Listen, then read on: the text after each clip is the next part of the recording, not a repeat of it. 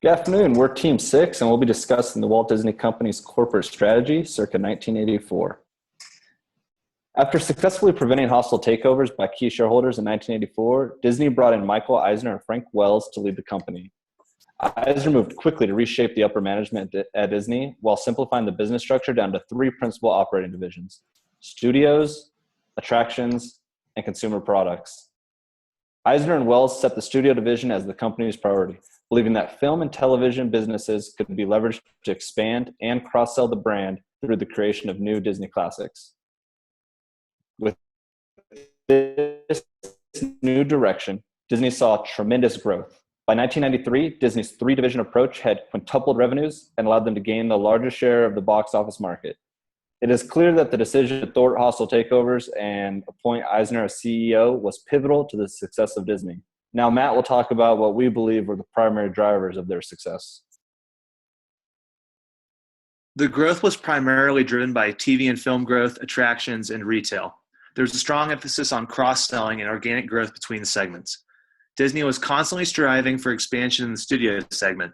They created films and television programming, purchased multiple studio labels, and even local television stations. Disney was the industry leader in theme parks as well. In the 1990s, they had over 70 million visitors a year. They further built upon this attendance by expanding into hotel operations. They controlled the hotels that serviced the park and had occupancy rates of 90%. By 1993, Disney built enough rooms at their theme parks to rival mid-size hotel chains. In 1987, Disney entered the merchandising marketplace in order to cross-sell between the business segments. They began with 3 retail stores in 1987, and by 1993, they'd opened up 239. Disney's growth was tremendous, and it was important to sustain. There are 2 specific lessons we learned from Disney about sustaining growth successfully. The first is to strengthen yourself against the 5 forces. Disney built themselves up against substitutions by having a hand in all sorts of entertainment options and built themselves up against competitors by having an extremely loyal following. Now I'm going to talk about suppliers and consumers. As far as having power over suppliers, Disney was such a prestigious organization, they could really demand the best in the business. Everyone wanted to work for them. As far as consumers were concerned, Disney operated their own distribution services and controlled every aspect of their customers' experience. This made it possible for Disney to charge higher prices on a regular basis. Now I'm going to talk about what Disney did to defend against barriers to entry by their enormously integrated system that built upon and cross-promoted itself. It would almost be impossible for someone to duplicate without a massive investment of resources. We can learn a lot from Disney about how they defended themselves against the 5 forces. I'm now going to talk about the second lesson we can learn from Disney, which is to stick to your strategy, as long as it is well designed, of course. Disney's main strategy was to enhance the value of each activity by utilizing another. For example, their stores were just as much about entertainment and promotion as they were about selling merchandise. They heavily cross-promoted the theme parks and Disney Channel and other products, which led to increased sales in each of these activities. When Disney stuck to this strategy, everything building on everything else, Disney continued to see tremendous sustained growth. I'm now going to turn it over to Amit, who is going to discuss a SWOT analysis of Disney. In the section of SWOT analysis, we'll see how Disney is getting impacted through internal and external factors.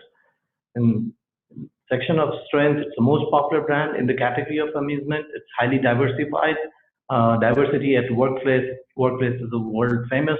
It has larger attendance, almost 16 million tourists every year. Strong financial position. These are the strengths. In terms of weakness, it has a high cost of operation. Recent incidents and accidents are a real problem for Disney.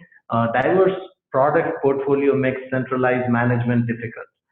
In terms of opportunities, further expansion in emerging economies, travel and tourism, release of new stories and characters. In terms of threats, financial recession, strong competition, continuous need for technology upgrade, change in consumer preferences. Strong competition is an example of Universal Studios. They have the absence of constant innovation and upgradation. Disneyland runs the risk of losing its charm. These are the threats. Now I'll pass it to James, who's going to talk about generating values and synergy.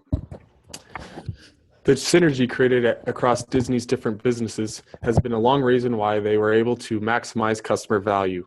By having processes in place to coordinate events such as monthly divisional marketing meetings, 6-month corporate-wide calendars, These make promotions, advertising, and marketing campaigns both efficient and effective. This also allows them to have focused message that they can use across multiple platforms to increase their customers' experience and quality at all their different revenue-producing operations. This is also one of the main differences between Warner Brothers and Disney.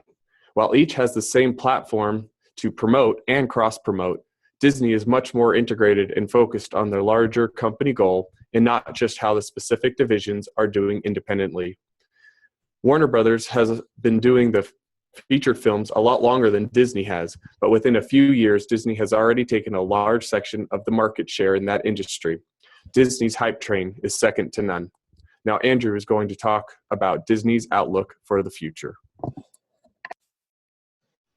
Thanks, James. So after we've seen how Disney has succeeded in the past, as well as their opportunities and threats to their success, what is the outlook for the future?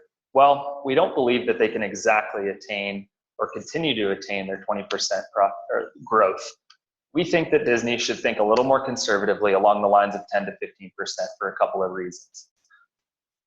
Disney has not been able to lately expand into new markets as quickly because they have saturated the existing markets and they're just slowly running out of options. That's okay because we think Disney can use the synergy across their existing business units to continue to find profitable growth. They have proven to be capable during times of economic hardship worldwide, and because their growth is annualized over 5 years, they have been able to successfully ride out these periods. We think that there are a couple key strategies that they need in order to continue to find success moving forward.